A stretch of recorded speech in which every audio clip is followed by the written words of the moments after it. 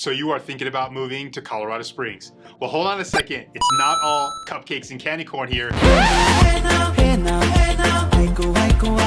There are definitely some negatives and drawbacks about moving here, especially if you're coming from California, New York, Florida, or Texas, which is where the majority of our clients have been contacting us from. So in this episode, I'm gonna be tackling some of the negatives as well as the drawbacks about living in Colorado Springs, and we're getting after it next.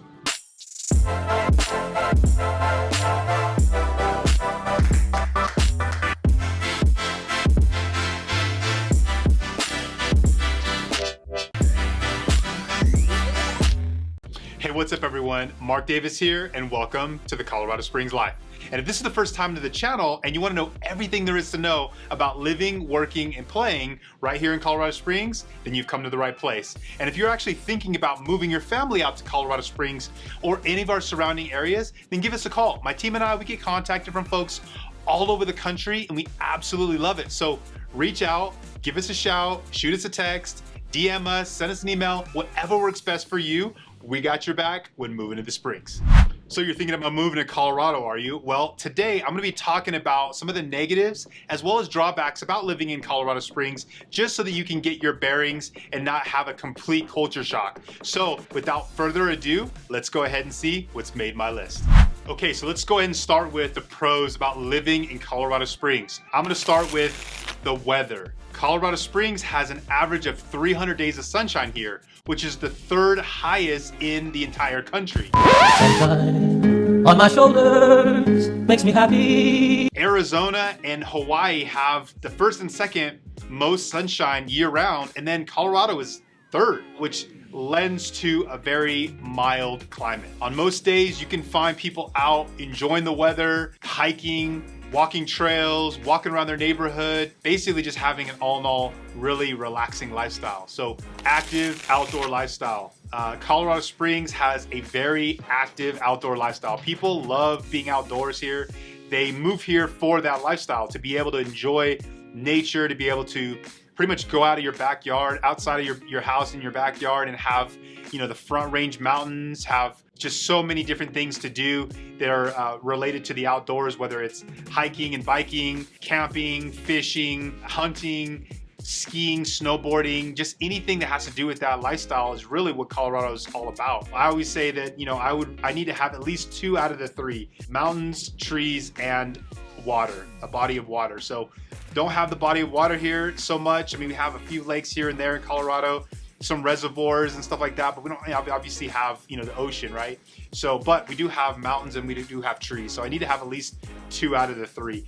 The next pro is parks and recreation. Colorado Springs is home to Garden of the Gods, which attracts millions and millions of tourists from all over the country. So you definitely have to check out. It's one of the top national parks in the country. And then we have the Cheyenne Mountain Zoo, which my family and I, we go to the zoo pretty much all summer long. I mean, we have year passes and my wife's constantly taking my boys there to hang out with your family, you know, your children, and have them, you know, experience animals. And the Cheyenne Mountain Zoo is rated one of the best zoos in the country as well. So Olympic City, USA. So Colorado Springs is Olympic City, USA. We have an Olympic headquarters here, Olympic committees here, the Olympic Training Center is here, and the Olympic and Paralympic Sports Museum is also located here in Colorado Springs. So I mean, you're talking about pretty much anything that has to do with Olympics. Colorado Springs is world class in that way. Low property taxes. We have some of the lowest property taxes in the country. And so if you are a homeowner, you are definitely going to be pleasantly surprised coming from other parts of the country, like Texas, for instance, that has very high property taxes in relationship to Colorado and Colorado Springs. So our property taxes here in Colorado Springs are very low, relatively speaking. Now, we're going to talk about the cons. Now, of course, Colorado Springs does have some negatives and drawbacks. We have some of the highest insurance costs in the country because of wind, hail, fire, those kinds of dramatic acts of nature. You get hit with that insurance premium. So just be kind of cautious of that. Compare, get a quote. I mean, A lot of people don't really think that's like one of the last things they think about is what their insurance costs are going to be just to live here. Definitely get some quotes from different insurance carriers to kind of find out and prepare yourself for higher than average insurance costs that we have in Colorado. Next is extreme weather. Now, I know we talked earlier about the fact that being a pro, a good thing, that Colorado weather is very mild, but it is not for the faint of heart because it changes so drastically from one moment to the next. I mean, I did a video on this because when I first moved here, I got hit with this crazy hail and these snowstorms, and I was thinking that these were like once in a lifetime events. No, nobody told me. I mean, I was just like, it's just once in a lifetime. No, this is regular. It's a regular occurring thing. If you stay here for more than 2 or 3 years, you're gonna get hit with hail, wind. Unfortunately, hopefully not fire, but there's fire that can happen. It can spark and happen here, and just a volatile snow being, 1 minute it's a snowstorm, and the next minute it's warm and 70 degrees. Then it's 70 degrees and warm in the middle of the spring and summer. Then all of a sudden it starts snowing. So just be prepared for very volatile, incremental, changing weather. Next is housing. Housing supply is unfortunately a con. We don't have a lot of housing here. We are trying our best. The city is trying its best to keep up with the demand, but the demand is crazy here right now. I mean, people are moving here from all over the country, and it's just putting a very heavy stress level on our established housing. So that's not just buying a home, that's rental properties as well. Just the cost of living in general is going up very quickly here. So if you are looking to purchase a home, great. You're going to pretty much be in for sort of a tough, dogfight as far as I'm concerned, as far as multiple bids, highest and best offers, and all that comes with that. And then if you're thinking about, hey, I'm just gonna rent for a while, a couple of years or a year, and just see how the market does. If it cools off, the rental market's probably just as crazy, if not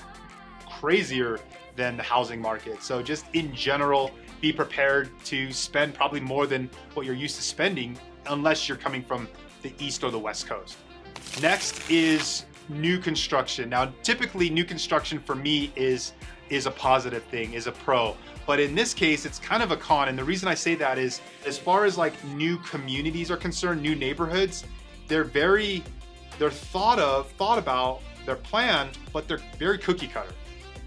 There's not a lot of, in my opinion, character to a lot of these new communities, and especially the ones that are really nice, even ones that are considered expensive, or you're in a really nice school district or a really good neighborhood. That's true, you might be in a good neighborhood, but there's not really a lot of character to these neighborhoods as far as I'm concerned, my opinion.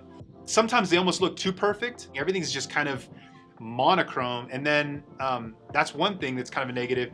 And then the other thing is nothing is mature. So no trees are taller than like you.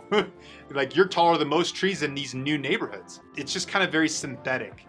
More and more of these new neighborhoods have AstroTurf and synthetic grass. So, and then you've got solar panels on a lot of these newer communities too. So it's just more of a synthetic feeling to it. And that's not necessarily like a terrible thing, but if you are looking at purchasing a home, chances are you're going to be in a newer community. And so just be prepared for some things that might kind of look sort of synthetic or cookie cutter or kind of like very uniform. And some people that are coming from areas of the country that are very diverse and have, full grown trees everywhere and every house looks different. No, come to Colorado Springs, and if you're in a new community, every house looks very similar and very uniform and whatnot. And I guess that's good for resale value, but from like a character standpoint and just from like a vibe standpoint, you might feel like, wow, this is very homogenated, very monochrome, very, just sort of cookie cutter. So it is what it is. Another con is the landscaping here isn't that nice. So there's green patches in Colorado Springs. There's green trees. I mean, every tree's green, right? Like there's green trees and mountains, but we're not really in the mountains. We're at the foothill. We're at the base of the mountains. We're right below the Front Range or the foothills. So we're actually flat. We're very flat. Now there is topography. We do have elevations, which is nice. So the line of sight I talked about before is really good.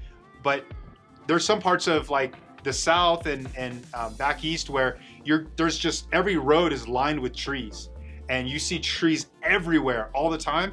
And that's not really like that here. I mean, you don't really see trees, mature trees that much.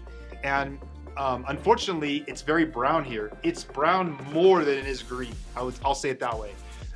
If you don't believe me, or if people are like, no, it's green here, no, it's not green here the majority of the time. It's brown and very desolate. And if you don't believe me, just fly over Colorado Springs. If it's not in the middle of the summertime where there's some green, 8 months out of the year, it's brown. And so, you know, trees are dormant. So we have kind of, I guess, a long sort of winter, I guess, in terms of how things look.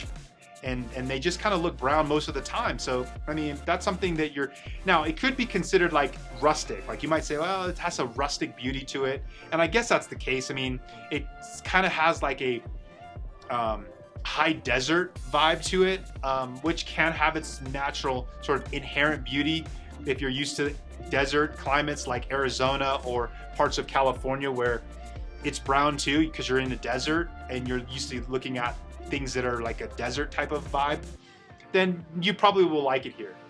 But if you're coming from someplace green, or that has a lot like Florida where it's green all the time, or Texas even where the grass is green year round, it's not like that here. The grass is brown most of the year, and then it gets green for a few months. And that can cause some stress too. I mean, especially if you're trying to keep if you're somebody like me where you like to have your lawn looking nice, it's a lot of work to keep your lawn green year round. You have to either pay somebody to really keep an eye on it, or you have to just know how to deal with the grass here. And you can have good intentions like I did a few years back. I was trying to water my grass as much as possible to try to keep it green and everything. And an older neighbor of mine, he was an older guy, in his, probably his late 60s. And he was like, no, you don't water your grass that much. I'm like, well, it's supposed to turn green. He's like, the water doesn't turn it green. It's the sun it does. I go, what do you, and I didn't understand. And he told me something that made sense to me. He goes, it's like boiling greens. And I just thought that was a perfect explanation. If you want to kill your grass, water it all the time when it's hot, because that heat will just boil that water and boil the greens. It'll just kill the grass. You're watering it too much. So I'm not giving you a lesson on how to take care of your lawn. You're probably like, I got this. But I didn't know that as being, a new homeowner or a new homeowner here in Colorado. And so what I ended up doing was I learned to water in the early morning before the sun comes up, and then water in the, later in the evening, 7 or 8 at night or even later when the sun goes down. That way you're not boiling the greens. You're just and then it gives time. It doesn't evaporate either. The water doesn't evaporate when it gets hot. The water just soaks into the soil, and that's what you want to get your grass to come up and turn green. So that's basically all I got. Other than that, Colorado Springs is a really nice place to live. Now, if you're still considering moving here and you want to know more about what Colorado Springs has to offer, then start by subscribing to the channel, hit that little bell notification button so you never miss out. And as always, my friends, until next time, mark out.